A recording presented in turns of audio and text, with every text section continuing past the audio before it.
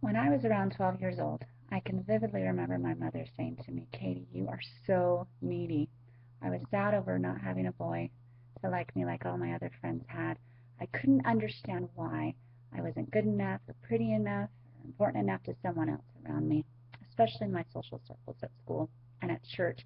And because of that feeling of not feeling quite up to par as those around me, my desire to be loved and noticed just grew stronger and stronger with every year.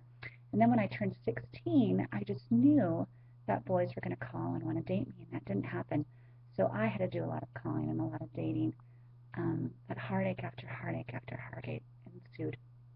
And then in the summer of '99, I met my husband, and within 6 months of meeting, we were married. And I just knew I had found someone to love me, to fill that neediness inside. He was going to be my knight in shining armor.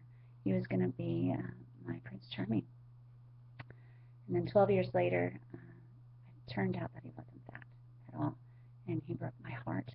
Only, unlike all of the previous heartaches I'd had in my life, I couldn't just get over that through crying and a couple of days of tears.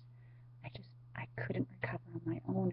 I knew that all of my life I'd been looking and yearning for someone to love me perfectly, to save me from this neediness and this heartache that I just seemed to have in my life.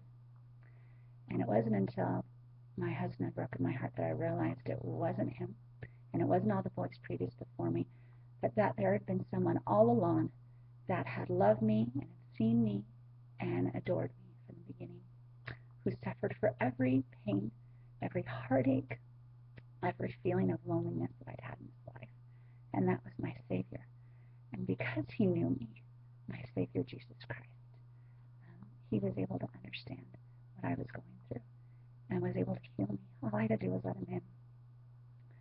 I've been searching and wishing for one boy out there to help me and make me feel needed. And all along, he had been there. It was my Savior. And I didn't feel needy anymore with him.